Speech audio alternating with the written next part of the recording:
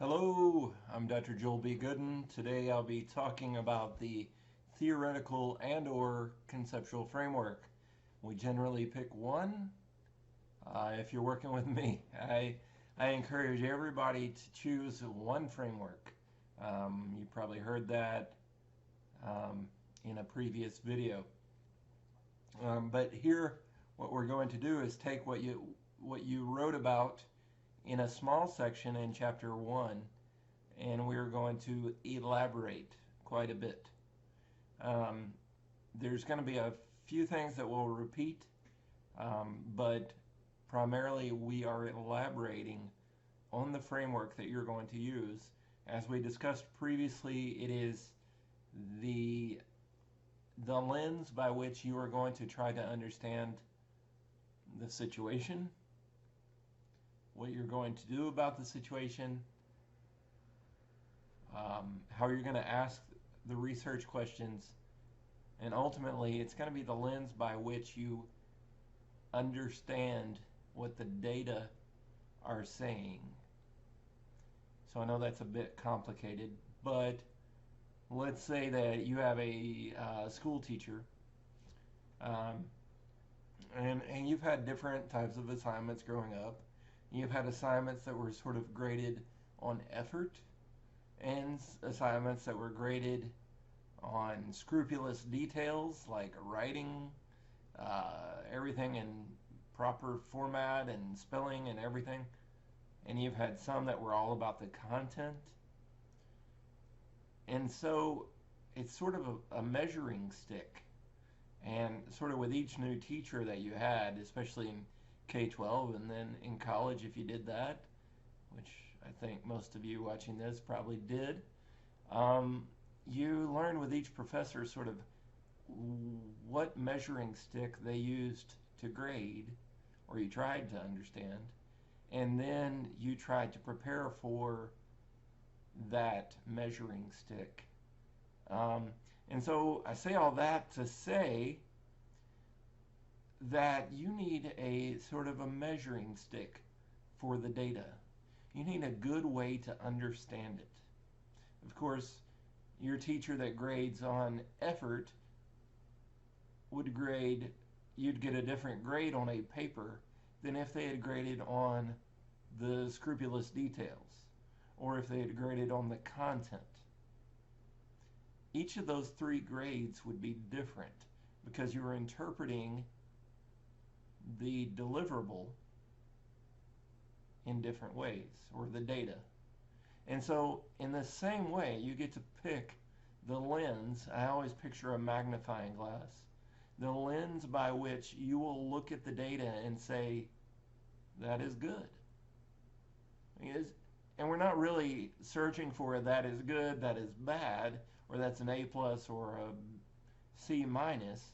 We're not attributing grades to the findings, but we do need a way to understand the numbers or the words that we obtain in the course of our research. And so the framework is that interpretation. It's the language that we're going to understand it with. It's saying, well, I'm going to understand this in terms of effort. But instead, we're going to choose a theory, usually a popular psychological theory. If you're doing a psychological dissertation, and you're going to apply that theory to whatever information you're trying to understand. I'll get to it. If you have further questions, just post them in comments. Perhaps I can make another video or do a webinar or synchronous meeting to discuss that further. But I think I've gone on about that a little bit too long for right now. Here we're asked, again, we just did the intro to chapter 2. Now we're asked to do some things. Describe the framework. Okay? First is, let's just go ahead and say,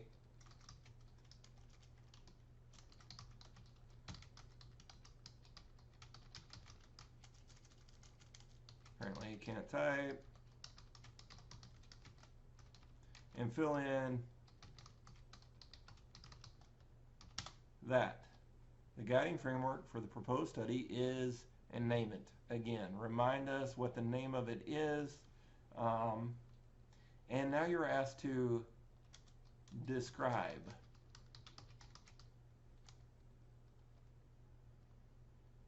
I'm just going to put TGT, the guiding, or TGF, the guiding framework. So here you can say it's a psychological theory or a sociological theory or whatever, but the main goal is not just to describe it, but to start to explain it.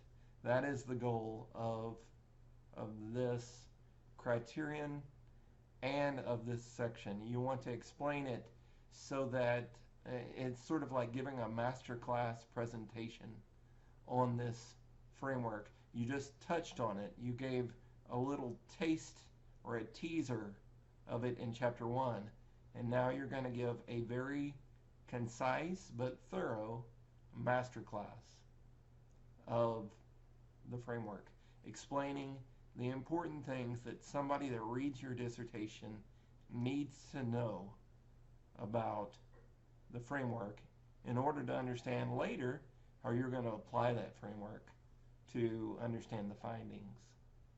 So, describe the framework, including the definitions,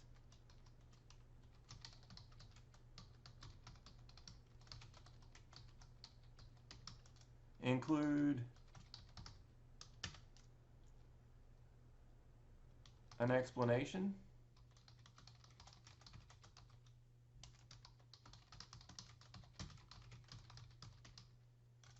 and include a presentation of all the assumptions and propositions. So let me get into this. The description, this line may be very simple, and it could even be attached up here.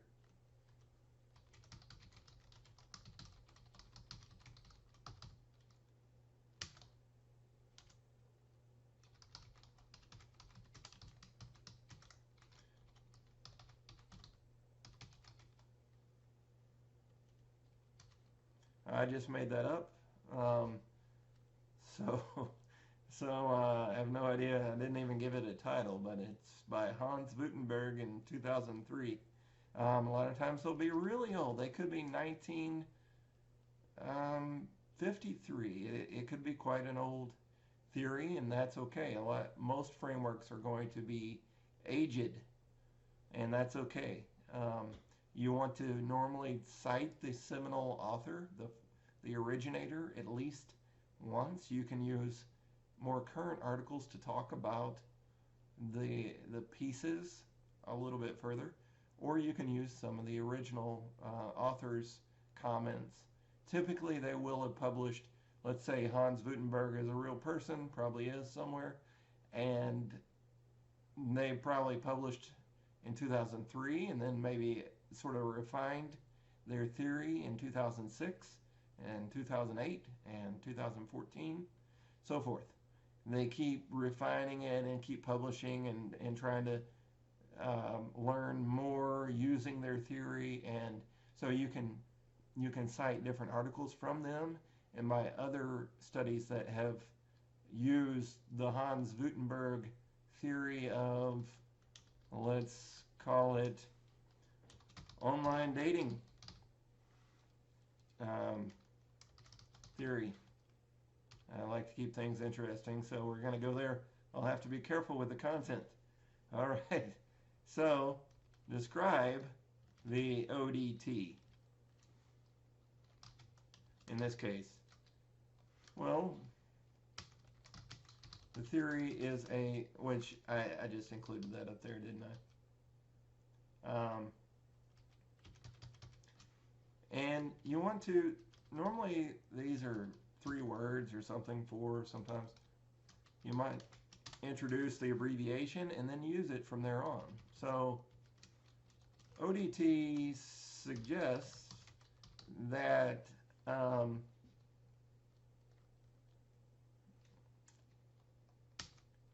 in the 21st century, dating online is the norm. Is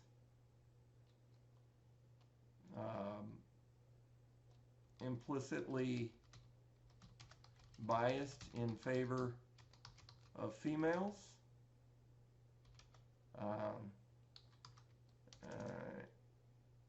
I'd say in terms of dating matches,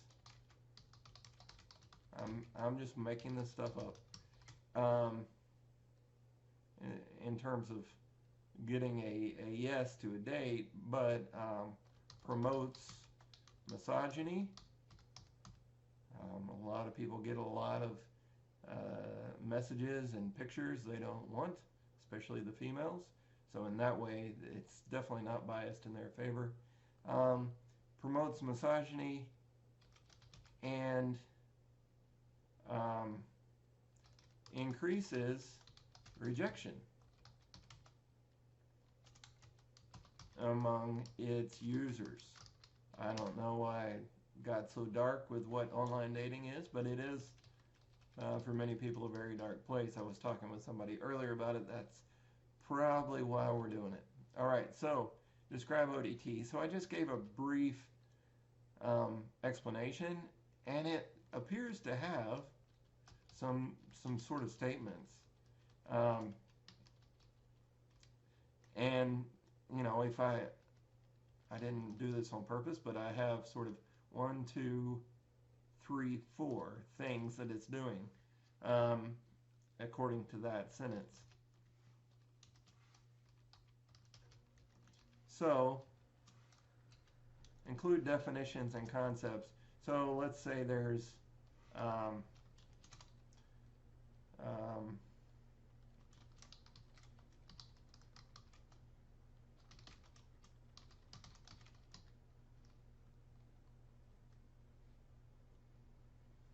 and you talk about what matching with someone is, and then you'd cite the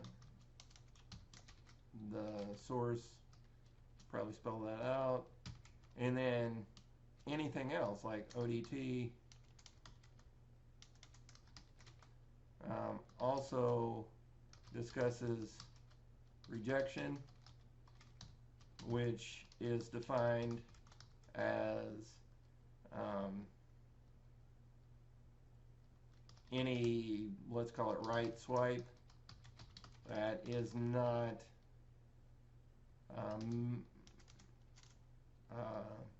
met with a you matched with this person. And there could be other components, right, of this theory that I'm making up as we speak. Include definitions of all concepts. So I'm trying to create some concepts, matching being one, and rejection being another, especially if it has sort of a special meaning in this theory. You might want to sort of elaborate on that. And maybe ODT talks about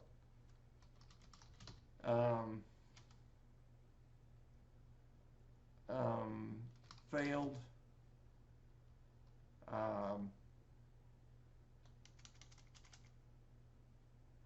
or the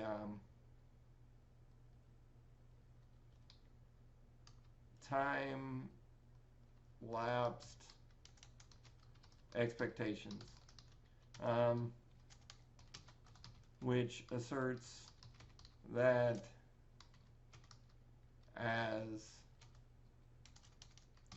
the time to benefit ratio, that as the time to benefit ratio becomes higher, In other words, the more time you spend on it, less benefit, the lower quality of engagement is likely to occur. Something like that. My wording's not right there, but you get the idea. So this could be a term, but it could also be sort of one of the principles. Include an explanation of the relationship among the concepts. So here let's say something like, include an explanation of the relationships. Of course, I'm only giving you these examples, not for you to learn about this made-up theory or dating online. If you need help with that, I have a business for life coaching, and we could do that, but that wouldn't be fun. I don't know what to tell you. Balance, there you go.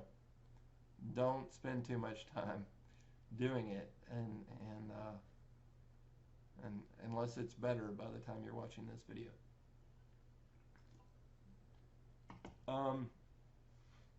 Include an explanation of the relationships among the concepts. And so what are those concepts? We just defined a few. So we might say, you know, let's say these are concepts that we just defined, right? So let's say ODT purports that as matches, that if matches are high in frequency while rejection is low, time-lapsed expectations remain stable. However, if match frequency wanes while rejection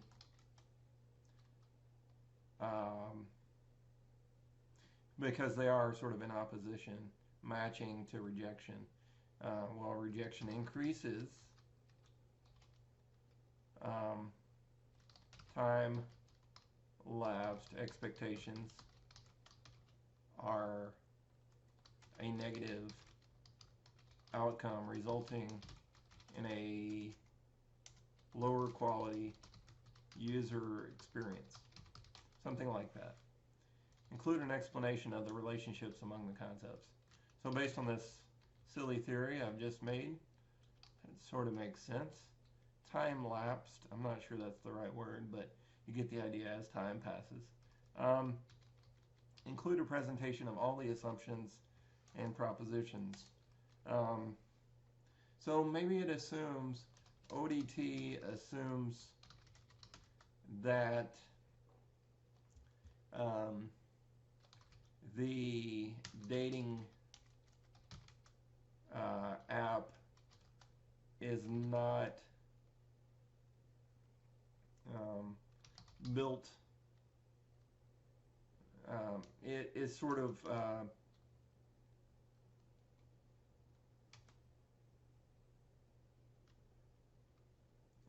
let's say is not a woman first platform such as Bumble, where the female is the only one who can make first contact. Maybe the ODT assumes that. I don't know why it would, but let's say it does.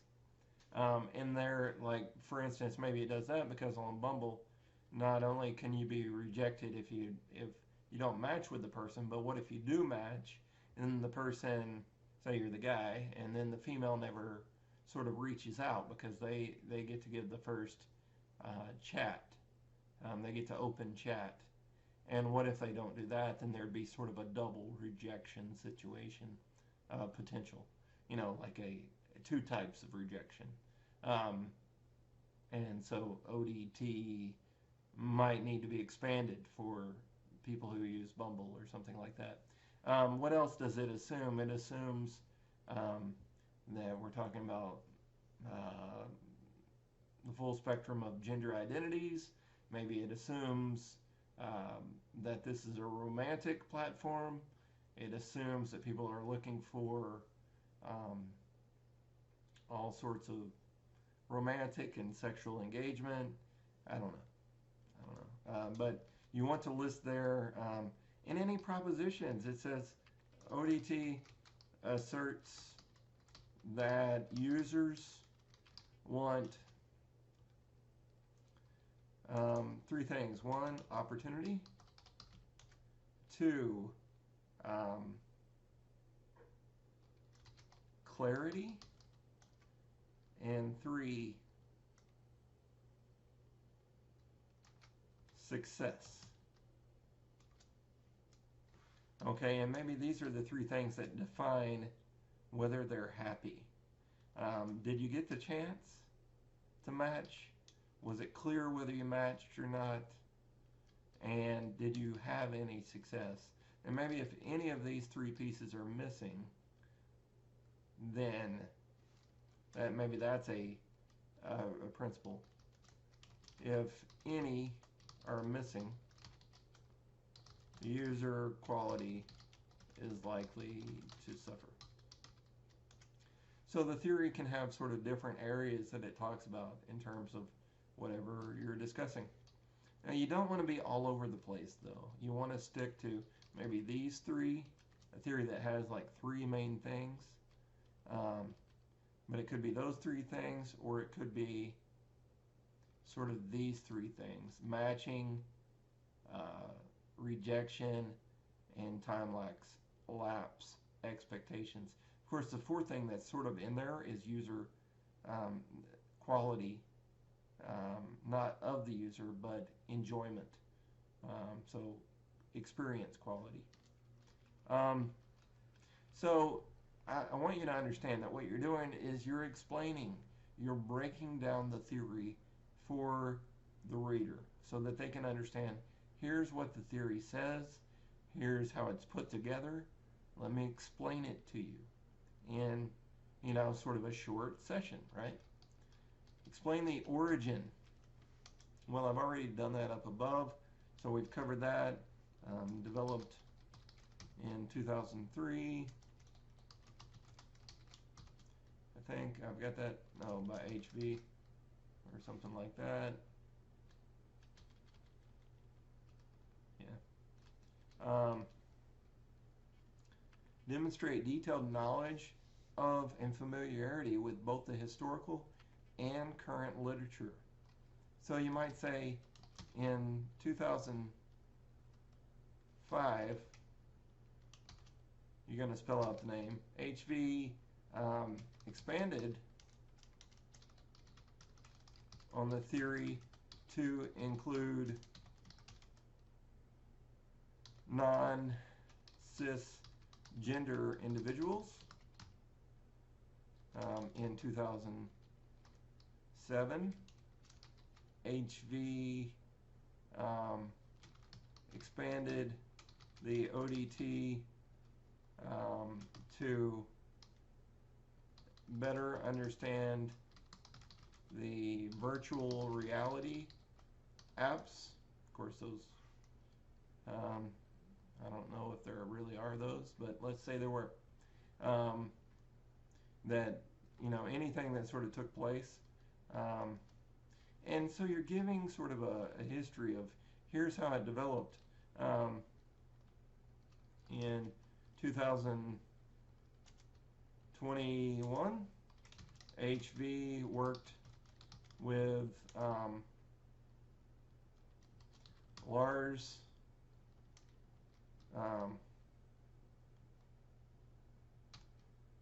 Anderson to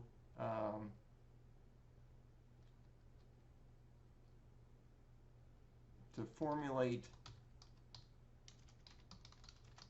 an equation that would measure the likelihood of user matching based on historical matching frequency, matching to rejection ratios. I'm just making it up, so don't try to learn it. It's not useful. But you're giving this history of like how it developed, how it changed over time. You know what happened, and then maybe there's something left to be learned. Like maybe it hasn't been applied to something like Bumble, or something that's new, or maybe a new population that it hasn't been applied to, where that's something that your study might accomplish. Demonstrate detailed knowledge of and familiarity with both the historical and current literature on the framework. You're going to talk about, and this is sort of an overlap. So explain the origin and development. We just sort of did that. You'll want to explain a lot more than what I just did. And then demonstrate detailed knowledge of and familiarity with both the historical and the current literature on the framework. So here you're kind of giving the history while sort of talking about, you could say, over the years, the ODT was used with populations from the US, and you could cite somebody like Goberman 2008, the UK, Hertzworth, I'm making this up, Somalia, you know, etc. And just sort of explaining, and then it was used with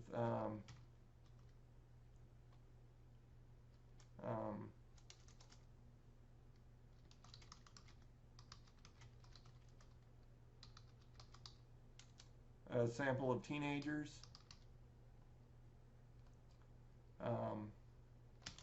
2012, or until 2012, when Goberman used the theory to understand romance for those 25 years and older. It was not, avoid contractions in scholarly writing.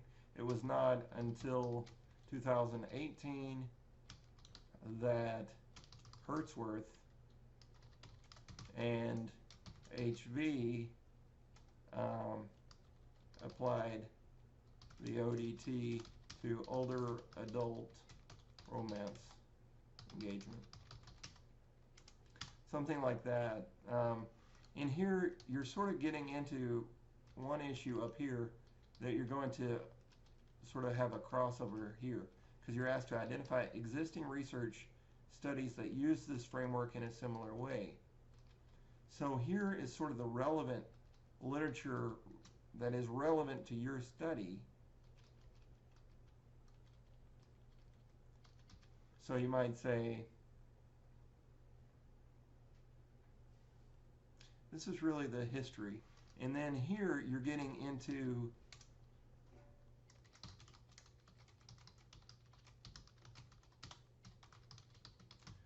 the ODT has been used to understand, and here I've already kind of gone over different ways that it's been used.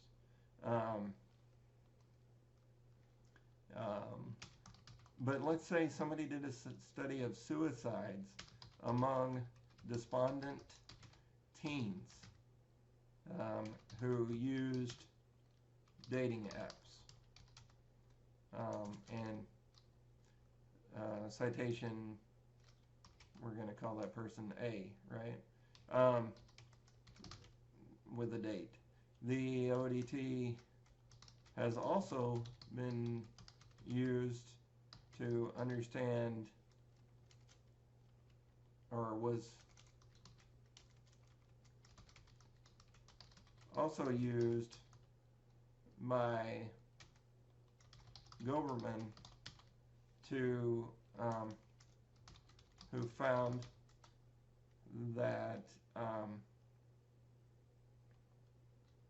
dating app users who had a poor ratio, less than 3 to 1, were more likely to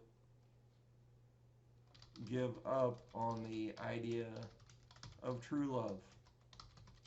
And what did the research? What are people using this theory to study? Whatever it is your theory is, what have people used it for? If it's self-determination theory, if it's self-efficacy, those are the ones that come to mind. If it's feminist theory, if it's control theory, or so many different thousands, if not millions of theories. So what have they been applied to? Different types of situations. I've got, a theory about uncertainty. You can apply it literally to any uncertain situation. And so what has it been applied to? And just give maybe 3 to 5 examples with brief summary of the findings in each, such as used by X to study Y, finding Z is sort of the pattern or template you can use. Identify existing research studies. Mention alternative frameworks. That's something I haven't done yet. So, other theories that were considered include the promiscuity teen theory, or the PTT, which I just made up, and the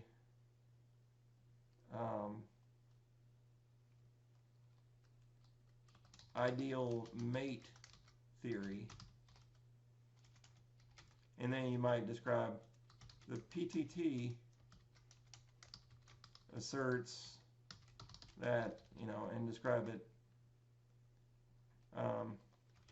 which was not best for the current study because it does not allow for, or does not describe individuals who are not promiscuous. Maybe it's only limited to sort of understanding promiscuous behavior. The ideal mate theory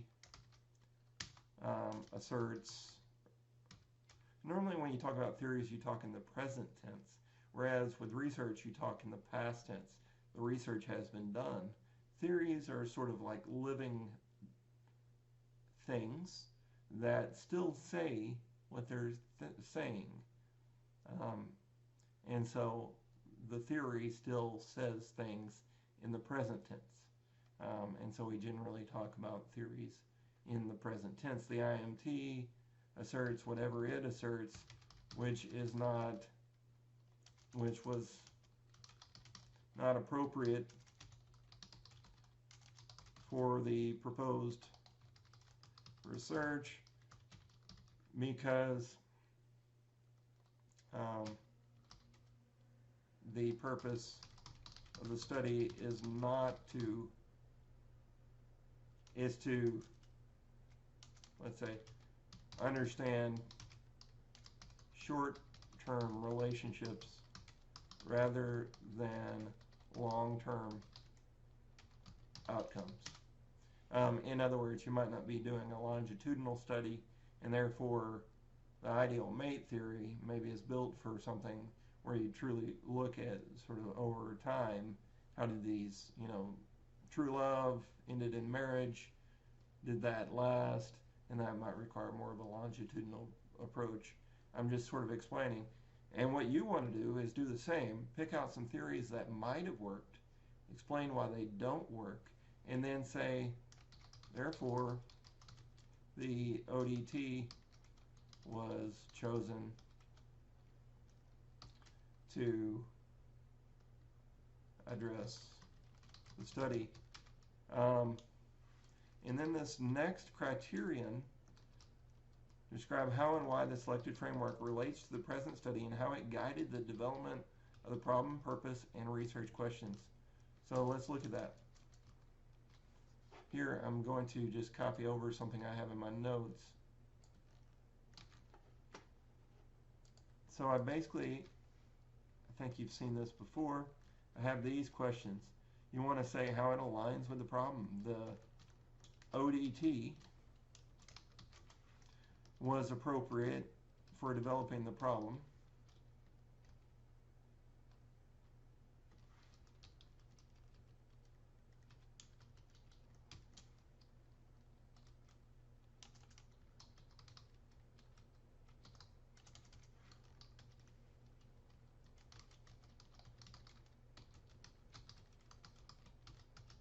And here, generally,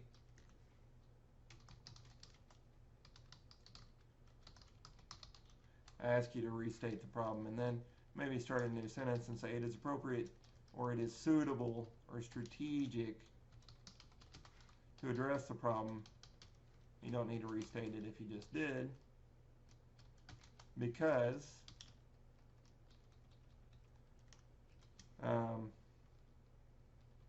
it provides a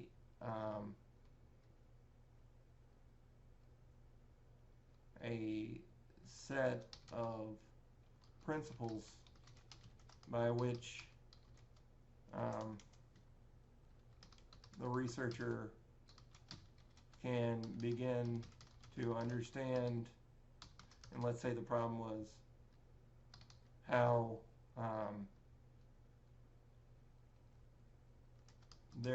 maybe the problem is there is a lack of engagement in finding a mate in the 21st century. I'm not saying that's true, I'm making it up. And then you're going to do the same thing with the purpose. You're going to say ODT can be used to address purpose, which states, whatever it states, it is strategic for implementing purpose because, and then put in some logic again. And then the research questions. Here you have the framework ODT was appropriate for developing the research questions. You're going to summarize them, which ask, and let's say, since you built them with the theory in mind, ask about the frequency of matching, the frequency of rejection, and the time lapse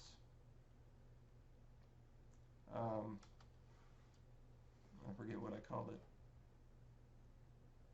That's the problem with making stuff up.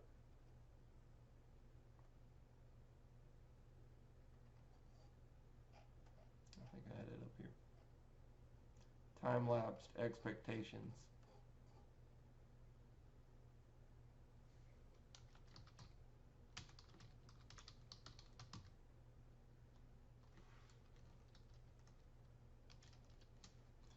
How individuals match,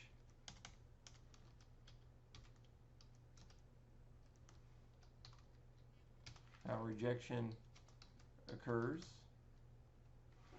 and how expectations change over time. And so if those are your questions,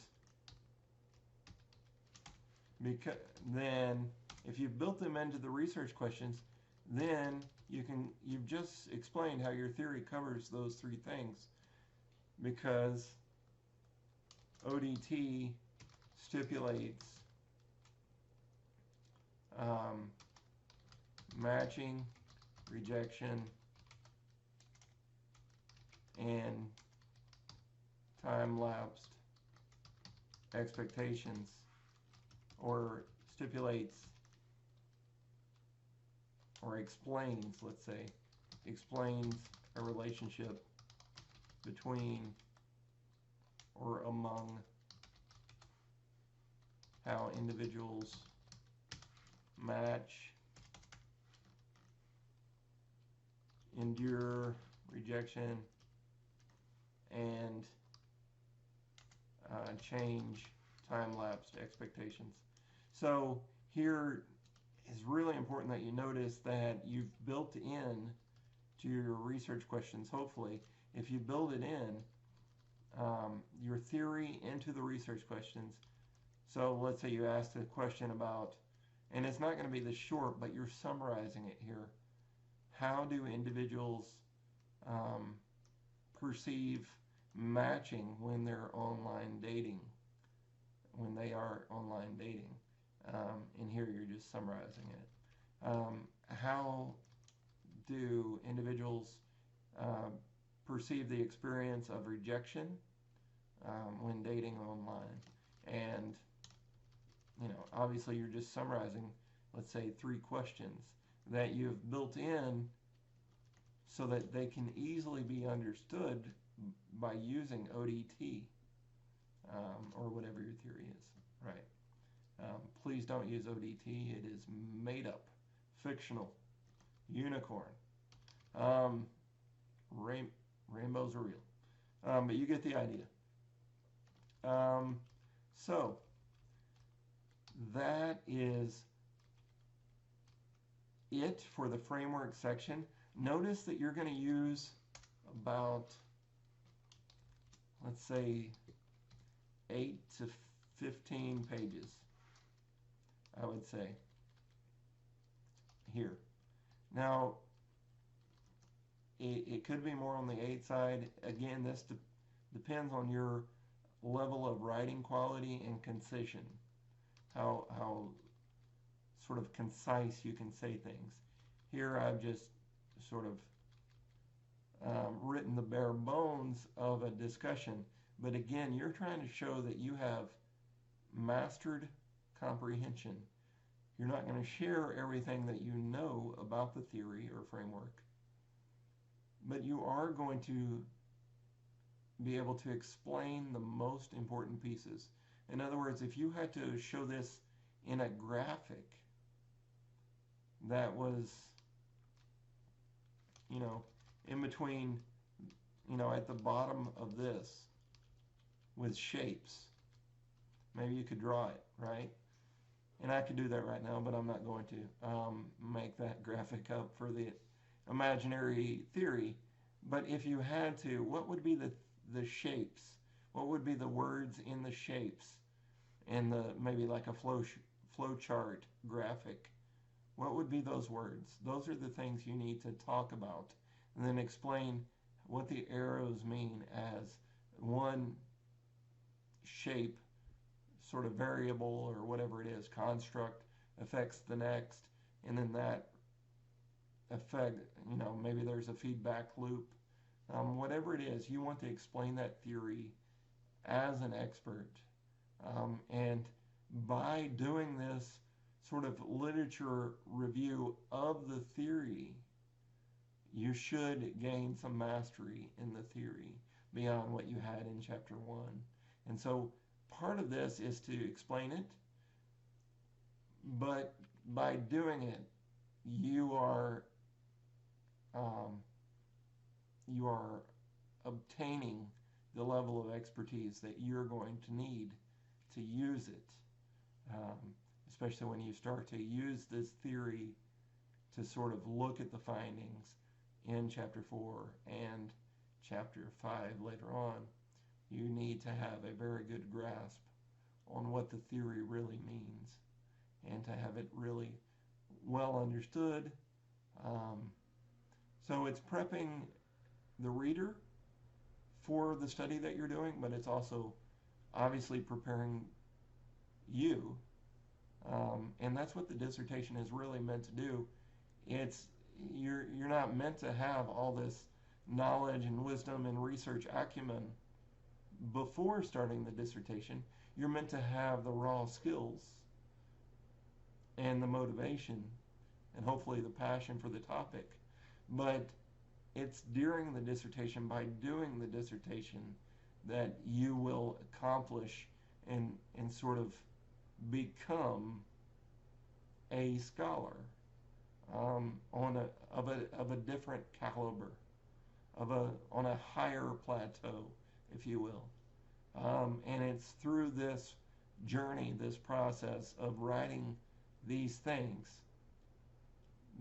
and truly working with the words and struggling with it and talking to your chair. It's through that process that you really do the work of becoming a scholar.